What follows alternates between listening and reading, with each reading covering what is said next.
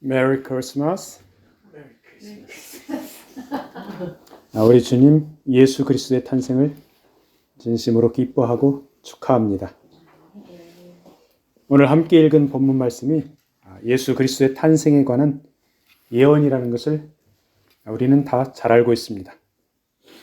이 말씀은 이사야 선지자가 이스라엘 민족에게 선포한 말씀입니다. 이사야 선지자가 이 말씀을 선포할 때 이스라엘 민족은 아주 절망적인 상태였습니다. 특히 북이스라엘은 이스라엘 민족의 그 북쪽에 아수르 제국이 있었죠. 아수르의 제국의 침략을 받다가 멸망당하는 기원전 7세기, 8세기 그 시기, 아주 중차대한 시기였습니다. 오늘날에 우리는 본문의 말씀이 메시아 탄생을 예언한 것이라고 배워서 알고 있지만은 그 당시 이스라엘 민족은 강대국의 압제에 시달리며 암울하게 살고 있었습니다. 고통받는 이스라엘 민족에게 이사야 선지자는 심판과 회개와 소망의 메시지를 선포했는데 그 당시 그들이 이사야 선지자의 말씀을 얼마나 받아들였는지는 매우 회의적입니다. 이사야 선지자가 활동하던 시기에 북이스라엘이 멸망당한 것을 보아 이스라엘 민족은 회개를 하지 않았던 것으로 보입니다. 그래서 심판을 면할 기회를 놓쳤던 것입니다.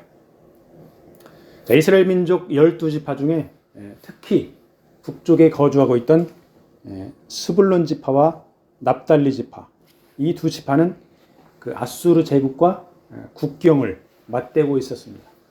그래서 더욱더 큰 고통에 시달리고 있었습니다. 지금 러시아와 국경을 맞대고 있는 우크라이나 엄청나게 고통을 많이 겪고 있습니다. 우리 한반도는 어떻습니까? 예전에 중국한테 많이 시달렸죠. 특히 그 북서쪽 한반도의 북서쪽 지방 역사적으로 중국 대륙에게 많이 시달렸습니다. 그러니까 이 이스라엘 민족이 아수르 제국에게 시달렸는데 특별히 그 스불론 땅과 납달리 땅 그 지파들이 굉장히 많이 시달렸습니다. 이렇게 고통을 당하던 스불론과 납달리 그리고 그 지역 갈릴리 지역이죠. 갈릴리 지역에 큰 빛이 비칠 것이라고 본문 1절, 2절에서 말씀하고 있습니다. 이 예언의 말씀이 이사야 선지자로부터 약 700년이 지나서 예수 그리스도를 통해서 정확하게 성취되었습니다. 우리 마태복음 4장 13절로 쭉 한번 찾아서 같이 읽어보겠습니다. 마태복음 4장 13절에서부터 16절까지 한번 읽겠습니다. 13절 나사렛을 떠나 스불론과 납달리 지경 해변에 있는 가버나움에 가서 사시니 이는 선지자 이사야를 통하여 하신 말씀을 이루려 하심이라. 일러스되 스불론 땅과 납달리 땅과 요단강 저편 해변길과 이방의 갈릴리여 흑암에 앉은 백성이 큰 빛을 보았고 사망의 땅과 그늘에 앉은 자들에게 빛이 비추었도다 하였느니라. 아멘. 예수님이 나사렛을 떠나 스불론과 납달리 지경 해변에 있는 가버나움에 가서 사셨습니다. 아수르 제국에 멸망당한 이후로 바벨론과 헬라 그리고 로마 제국에 짓밟히고 시달리던 아무 소망이 없었던 어두웠던 그런 스불론 땅과 납달리 땅, 즉 갈릴리 지역에 예수께서 가서 사셨습니다. 예수님께서 그 땅에 오시니까 그 땅에서 사시면서 하나님 나라의 복음 전파를 시작했습니다. 그래서 아까 우리가 16절까지 읽었는데 17절 한번 보겠습니다. 17절 이때부터 예수께서 비로소 전파하여 이르시되 회개하라 천국이 가까이 왔느니라 하시더라.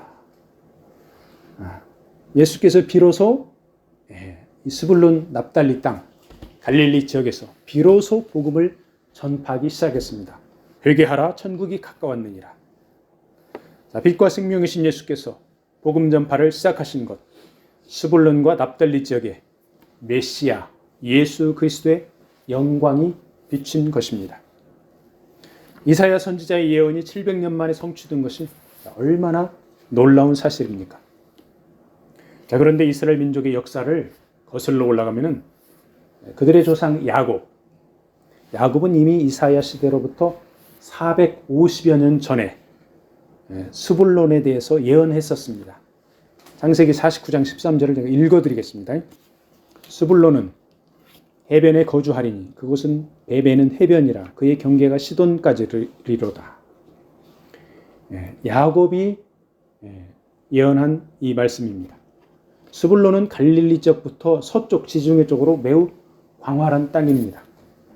창세기에 그 야곱으로부터 그리고 이사야 선지자를 이어서 예수 그리스도 탄생까지 1000년이 넘는 그런 기간 동안 성경은 아주 세밀하게 예언을 하고 있습니다.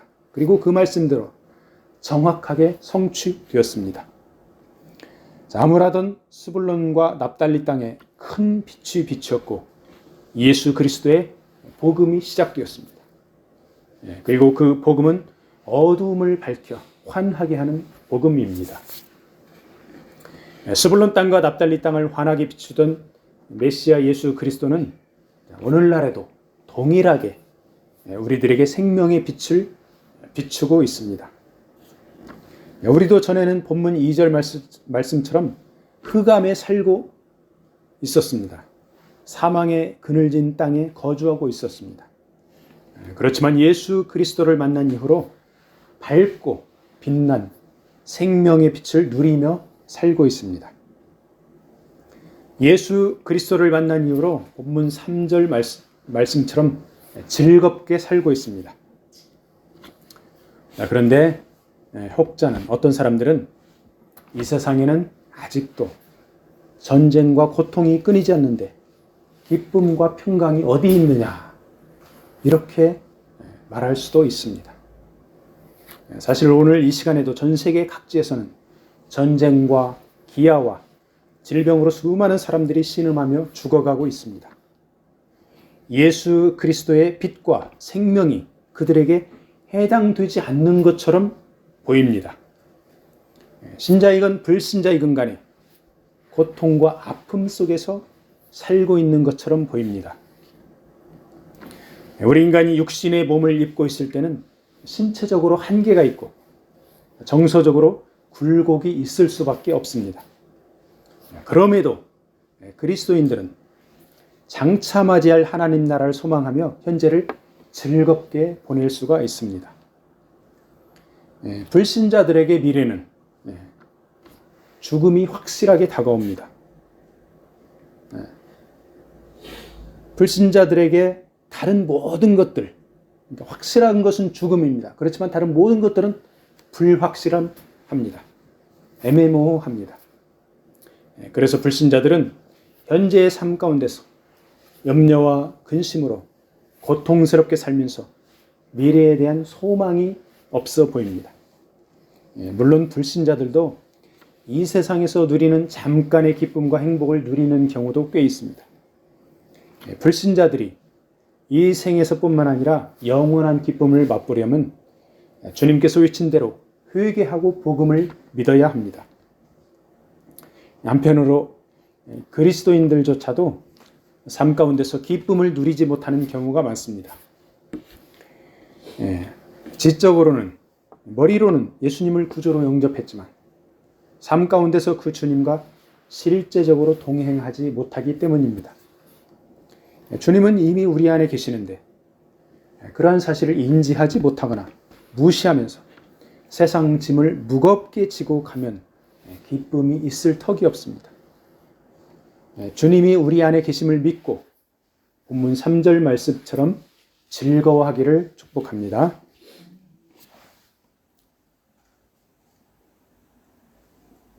본문 4절 말씀에서는 메시아 예수께서 오셔 멍에와 채찍과 압제자의 막대기를 꺾을 것을 말씀하고 있습니다. 사사시대의 미디안과 아말렉 족속 그리고 동방 사람들 연합군이 이스라엘 민족을 쳐들어왔을 때 하나님께서는 사사 기드온을 통해서 미디안 세력을 물리쳤습니다. 기드온이 단지 300명의 용사와 함께 미디안의 채찍과 막대기를 꺾은 것은 하나님께서 함께 해주셨기 때문입니다. 기드온을 통해서 이스라엘 민족이 무겁게 먼 멍에를 벗겨주신 하나님께서 우리 주 예수 그리스도를 통해 수고하고 무거운 짐진 사람들에게 안식을 줄 것을 본문 4절에서 예언한 것입니다. 그리고 예언의 말씀대로 정확하게 우리 주님께서는 수고하고 무거운 짐진 자들을 초청하셨습니다. 주님을 영접한 자들에게 안식을 주셨습니다.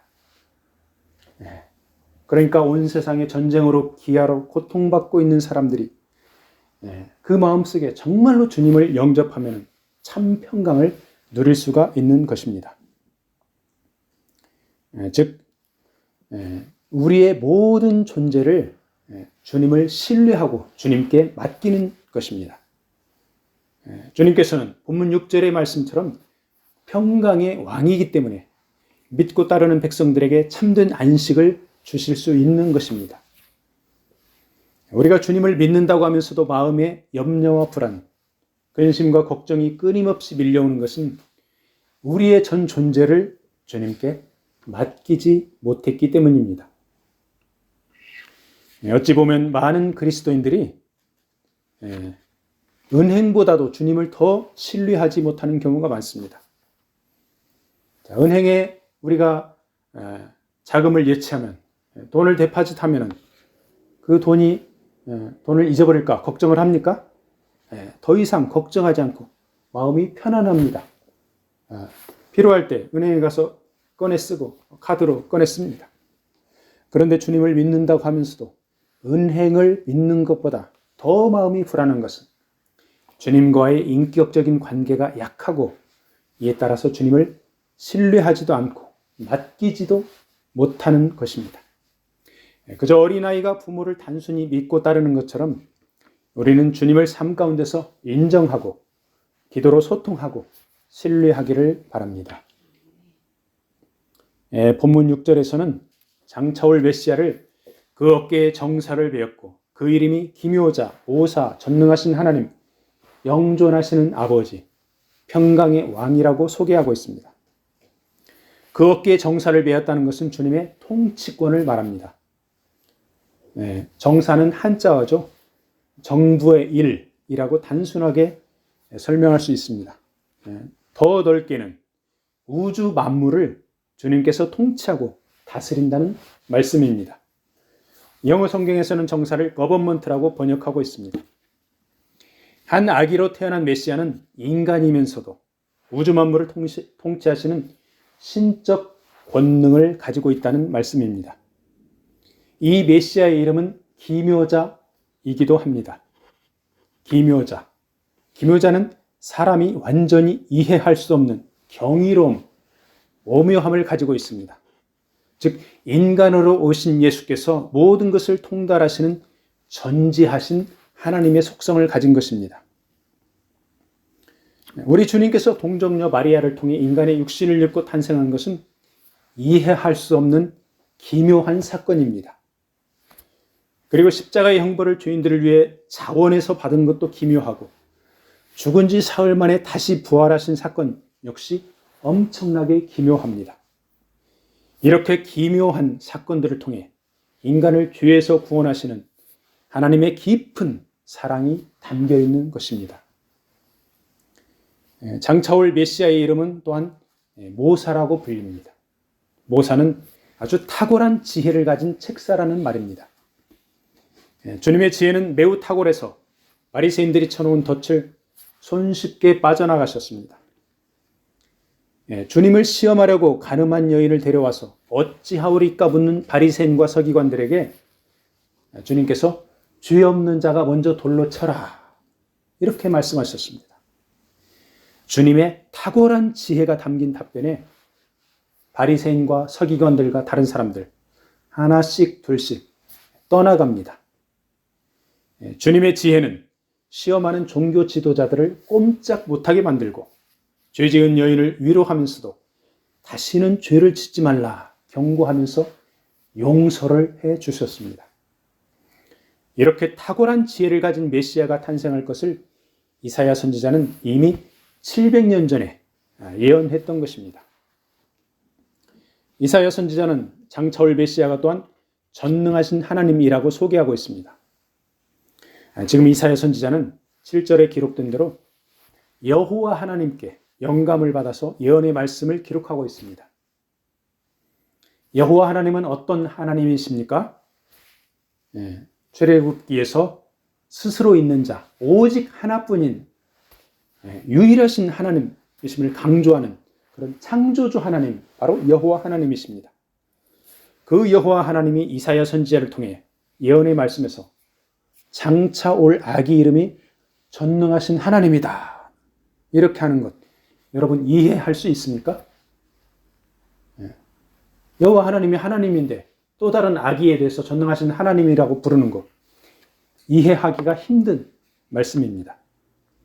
여기에 바로 삼위일체 하나님의 신비가 담겨 있습니다. 자, 하나님은 한 분이신데 세 위격입니다. Triune God, Three Persons. 자, 성부, 성자, 성령, 하나님의 세 위격입니다. 성부, 성자, 성령 하나님, Triune God이죠. 그리고 삼위일체는 Trinity입니다. 자, 이사야 선지자에게 예언의 말씀을 주시는 분은 성부 하나님이십니다.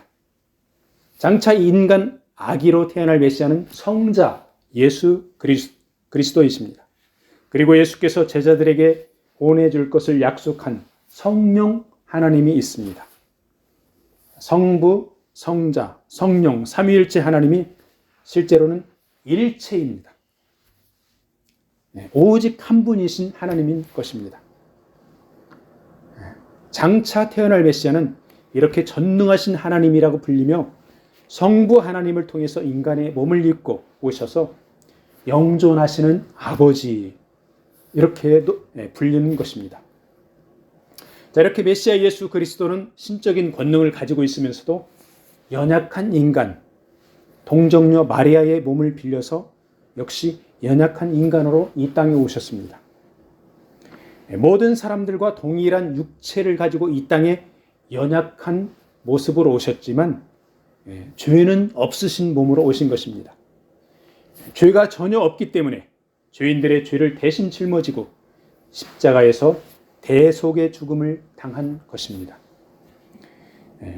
그래서 주님 예수께서 이 땅에 오신 것은 신비하고 은혜롭고 기묘하고 완벽한 성육신의 사건인 것입니다. 완벽하게 인간이면서도 완벽하게 하나님이신 예수 그리스도는 그분을 영접한 자들 안에, 즉 우리 안에 계십니다. 그래서 우리들의 몸은 주님을 모신 거룩한 성전인 것입니다. 주님께서 이 땅에 또한 평강의 왕으로 오셨기 때문에 그 주님을 모시고 사는 그리스도인들은 평강을 누리며 사는 것이 당연하고 마땅합니다. 우리 그리스도인들은 평강의 왕으로 오신 예수 그리스도를 찬양하고 경배하며 송축하는 것이 당연히 해야 할 일입니다. 그런데 메리 크리스마스는 해피 홀리데이로 바뀌어 가고 있습니다. 성탄의 주인공을 메시아 예수 그리스도 대신 해피하게 홀리데이를 즐기는 사람들로 바꾸어 버렸습니다. 하나님 중심이 아닌 인본적인 문화로 바뀌고 있는 것입니다. 평강의 왕으로 오신 예수께서는 선진국에서 점차 잊혀져 가고 있는 안타까운 실정입니다. 평강의 왕으로 오신 예수님 대신 인간의 탐욕이 가득 찬 상업과 오락으로 대체되고 있습니다. 지구저편 러시아에서는 또한 평강의 왕으로 오신 전능하신 하나님 예수 그리스도를 전혀 두려워하지 않고 성탄절에도 우크라이나에 미사일을 퍼부어대고 있습니다. 우크라이나의 도시들이 폭격으로 전기가 끊겨서 많은 사람들이 어둡고 춥고 고통스러운 성탄을 보내고 있습니다. 우리 주님은 평강의 왕이면서 동시에 심판하시는 심판주이시기도 합니다. 러시아와 우크라이나의 꽃다운 젊은 병사들의 생명을 앗아가는 전쟁 범죄를 저지른 지도자들에게 주님의 준엄한 심판이 임할 것입니다. 하나님께서 우주 만물, 특히 사람들을 통치하는 기준은 본문 7절 말씀대로 정의와 공의입니다. 하나님 나라의 정의에 대적하며 생명을 경시하는 통치자들은 반드시 하나님의 심판을 피하지 못할 것입니다. 메시아 예수께서는 하나님의 정의를 실천하며 동시에 한없는 하나님의 사랑으로 죄인들을 용서하십니다.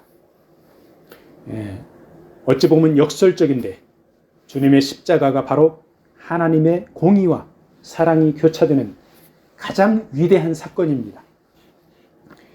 하나님의 공의대로 하면 모든 죄인들은 다 심판받아 죽어야 마땅합니다. 그런 죄인들을 위해서 주님께서 십자가에서 대신 죽으시고 죄인들에게 새 생명을 주신 것입니다. 만군의 여호와 하나님께서는 하나님의 공의와 사랑을 예수 그리스도를 통해서 나타내셨습니다. 인간들이 심판받고 구원 얻을 기회를 주신 것입니다. 자기 죄를 회개하고 주님을 영접하면 새 생명을 얻습니다. 반대로 죄를 회개하지 않고 하나님을 대적하면 심판을 받을 수밖에 없습니다. 만군의 여호와의 열심이 하나님 나라를 굳게 세울 것입니다. 본문 7절에 보면은 여호와의 열심이라는 말씀이 나옵니다. 그 여호와의 열심은 구약 성경의 다른 곳에서는 질투하시는 하나님으로 번역되기도 했습니다. 하나님의 열심 내지 질투는 인간이 이해하기 쉽도록 의인화한 표현입니다. 하나님의 형상대로 지은 인간을 매우 사랑하시는 하나님께서 하나님 나라를 세워가며 죄인들을 구원하시고자 열심을 내시는 것입니다. 하나님의 열심은 완벽합니다. 그렇기 때문에 죄인들을 구원의 길로 인도하시며 정의로운 나라를 세워갑니다. 하나님을 닮은 우리 인간들, 우리들 역시 열심을 냅니다. 그렇지만 우리는 불완전한 존재라 열심을 내면서 감정을 섞기도 하고 잘못된 정보를 따르기도 합니다. 그러면서 숱한 부작용을 유발하고 서로 갈등하는 경우가 많습니다. 그래서 우리 그리스도인들은 열심을 내도 자신의 감정이나 오류가 있는 정보를 따르지 않아야 합니다. 하나님의 말씀을 기준으로 삼아야 합니다. 말씀을 기준으로 삼고 열심을 내면 하나님 나라가 아름답게 세워져 갑니다. 그런데 내 고집과 세상 전통과 감정에 따른 열심을 내면은 좌절하고 상처를 주고받고 서로 갈등하게 됩니다. 하나님의 말씀을 기준으로 삼고 성령님의 도우심을 바라는 기도를 하면서 열심을 내면 그에 합당한 열매를 맺을 것입니다. 오늘 말씀을 마무리하겠습니다. 오늘은 주일이면서 성탄절입니다. 평강의 왕으로 오신 예수 그리스도께서 성탄절의 주인공이며 주일 예배의 영광을 받기에 합당하신 하나님이십니다. 평강의 왕 예수께서 주시는 참 평강을 누리기 위해서 우리가 할 일은 주님을 전적으로 신뢰하고 맡기는 일입니다. 우리 각자의 마음에 주님 주시는 평강이 넘치면 또한 하나님 나라를 위한 열심을 갖게 됩니다. 우리가 하나님 주시는 거룩한 열심을 가지면 하나님께서 세워가시는 아름다운 하나님 나라를 세워가는데 동참하는 영광을 누리게 될 것입니다. 이번 주가 올해의 마지막 주간입니다. 올 한 해를 잘 마무리하면서 주님 주시는 평강을 누리고 하나님 주시는 열심을 내기를 축복합니다. 아멘.